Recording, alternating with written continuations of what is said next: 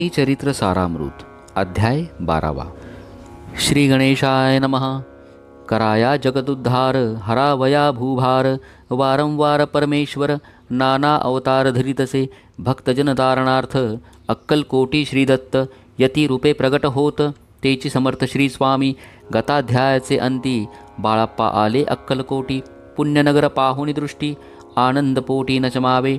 त्या दिवशी श्री समर्थ होते खास बागेत यात्रा आली बहुत गर्दी झाली श्रीजवळी बाळप्पाचे मानसी तेव्हा चिंता पडली ऐसी ऐशा गर्दीत आपणांसी दर्शन कैसे होईल परी दर्शन घेतल्या विन आज करू नये भोजन। बाळप्पाचे तनमन स्वामी चरणी लागले दर्शनेच्छा उत्कट चित्ती खडी साखर घेऊन हाती गर्दी माझी प्रवेश करीती स्वामी सन्निध पातले अजानुबाहू सुहास्य वदन श्री स्वामी मूर्ती पाहून बाळप्पाने धावून दृढचरण धरिले कंठ सद्गतीत झाला चरणी भाळ ठेविला क्षणैक मी पण विसरला परमतोषला मानसी गंगा मीनली सागरी जैसे तरंग जला भीतरी तैसे बाळप्पा त्या अवसरी स्वामी चरणी दृढ झाले मधुस्तव भ्रमर जैसा कमल पुष्पन सोडी सहसा स्वामी चरणी बाळप्पा तैसा दृढ झडला स्वावे एवनिया भानावरती श्रीचरणांची सोडिली मिठी ब्रह्मानंदन माये पोटी स्तोत्र ओठी गात असे श्री समर्थ त्यावेळी पडले होते भूतळी उठोनिया काय केली लीला एक विचित्र सर्व वृक्षांसी आलिंगन दिले त्यांनी प्रेमे करुण बाळप्पावरचे प्रेम ऐशा कृतीने दाखविले धन्यता मानुनी मनी बाळप्पा निघाले तेथोनी परितयाचे श्रीचरणी चित्त गुंतले अखंड त्या सवे एक जहागीरदार ते होते बिऱ्हाडावर स्वयंपाक करुणी तयार म्हणती जाऊ दर्शना बाळप्पा दर्शन करून आले बिऱ्हाडी परतोन जहागीरदारे नैवेद्य काढून बाळप्पा हाती दिदला म्हणती जाऊन स्वामींसी अर्पण करा नैवेद्यासी अवश्य म्हणून तयासी बाळप्पा तेव्हा चालले म्हणती नैवेद्य दाखवून मग करू प्रसाद भक्षण मार्गी तयासी वर्तमान विदित एक जाहले या समयी श्री स्वामी समर्थ असती नृपमंदिरात राजाज्ञे वाचून तेथ प्रवेश कोणाचा न होय ऐसे ऐकून वर्तमान बाळप्पा मनी झाले खिन्न म्हणती आज नैवेद्यार्पण आपुल्या हस्ते नोहेची मार्गावरून परतले सत्वर बिऱ्हाडावरी आले तेथे नैवेद्यार्पण केले मग सारिले भोजन नित्य प्रातः काळी उठून षटकर माथे आचरून घेऊन स्वामी दर्शन जपा लागी बैसावे श्री शंकर उपास दैवत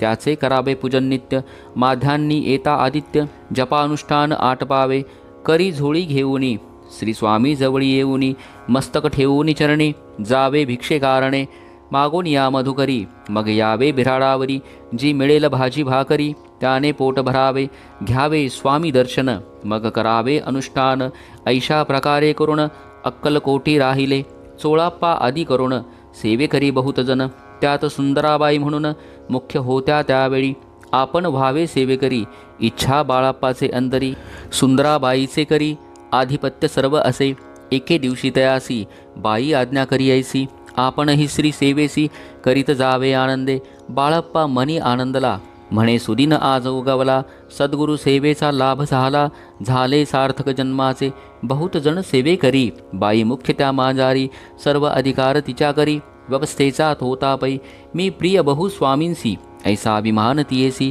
गर्व भरे इतरांसी तुच्छ मानू लागली या कारणे आपसात भांडणे होती सदोदित स्वामी सेवेची तेथे अव्यवस्था होत असे बाळप्पानी हे पाहून नाना युक्ती योजून मोडून टाकले भांडण एकचित्त सर्व केले कोठेही असता समर्थ पूजा अधिक व्हावा यथार्थ तत्संबंधी सर्व साहित्य बाळप्पा सिद्ध ठेविती समर्थांच्या येता चित्ता अरण्यातही वस्ती करती परी तेथेही पूजा आरती नेमे करती बाळप्पा बाळप्पाची प्रेमळ भक्ती पाहुनी संतोष स्वामी प्रती दृढ भाव धरुणी चित्ती सेवा करीती आनंदे ऐसे लोटता काही दिवस बाळप्पाची या शरीरास व्याधी जडली रात्रंदिवस चैन नसे क्षणभरी बेंबी मधून या रक्त वाहात असे दिवस रात्र तया दुःखे विवळ होत म्हणती कैसे करावे भोग भोगीला काही दिन कागदाची पुडी बेंबीतून पडली ती पाहून उकलून विष त्यात निघाले पूर्वी कोण्या कृतज्ञे बाळप्पासी यावे मरण विष दिदले कानोल्यातून पडले आज बाहेर स्वामी कृपेने आजवरी गुप्त राहिले होते उदरी सद्गुरु सेवा त्यांचे करी व्हावी लिखित विधीचे आजवरी बहुतांबरी बाळप्पा करी चाकरी तयाचे अंतरपरी स्वामी मैन जाहले. प्रत्येक सोमवारी तयानी महादेवाची पूजा करुणी मग यावे परतोनी स्वामी सेवे कारणे. हे पाहुनी एके दिवशी बाई विनवी समर्थांशी आपण सांगोनी बाळप्पासी शंकर पूजनीवर जावे. तैशी आज्ञा तयाप्रती एके दिनी समर्थ करती परी बाळप्पाचे चित्ती विश्वास काही पटेना. बाईच्या आग्रहावरून समर्थे दिली आज्ञा जाण. हे नसेल सत्यपूर्ण विनोद केला निश्चय. पूजा करणे उचित न करावी हेची सत्य.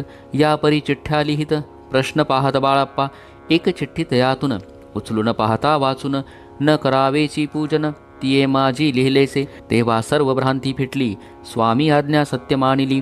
ही भानगड पाहिली श्रीपाद भटजीने समर्थांचा पूर्ण भक्त चोळाप्पा नामे विख्यात. तयाचा हा जामात श्रीपाद भट्ट जाणीजे. स्वामी पुढे भक्तजन ठेवीती द्रव्य अधिक आणून ते सुंदराबाई उचलून नेत असे सत्वर. त्यामुळे चोळाप्पा प्रती अल्प होई द्रव्यप्राप्ती. बाळाप्पामुळे म्हणती नुकसान होते आपुले. तेव्हा जामात श्वशूर उभयता करती विचार. बाळाप्पा ते आता दूर केले पाहिजे युक्तीने. श्रीपाद भट्ट एके दिवशी काय बोलती बाळाप्पासी. दारापुत्र सोडून देशी आपण येथे राहिला. आपण आल्यापासून आमुचे होते नुकसान. ऐसे बोल ऐकून बाळाप्पा मणी खिन्न झाला. बाळाप्पा बोले वचन तुमचे अन्न खाऊन करीतो तुमचे नुकसान. व्यर्थ माझा जन्म हा स्वामींनी मज आज्ञा द्यावी.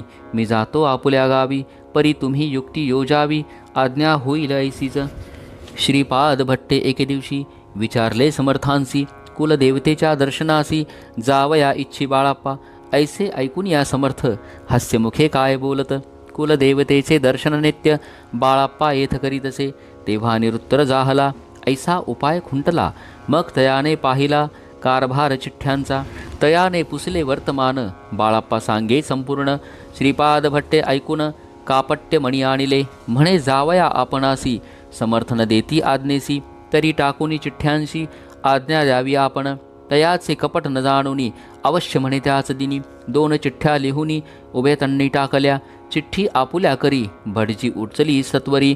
येथे राहुनी चाकरी करी ऐसे लिहिलेसे. भटजी मनी खिन्न झाला सर्व उपाय खुंटला. महाराज आता बाळाप्पाला न सोडतील निश्चय. स्वामी चरणी दृढ भक्ती बाळाप्पाची जडली होती. कैसा दूर तयाप्रती करतील यती दयाळ. जो केवळ दयाघन भक्त काज कल्पद्रुम. विष्णू शंकर दोघे जण तयासी सदैव शरण. इति श्री स्वामी चरित्र सारामृत नाना प्राकृत कथा संमत सदा प्रेमळ परिसोत. 12 अध्याय गूढः. श्री स्वामी राजार्पणमस्तु.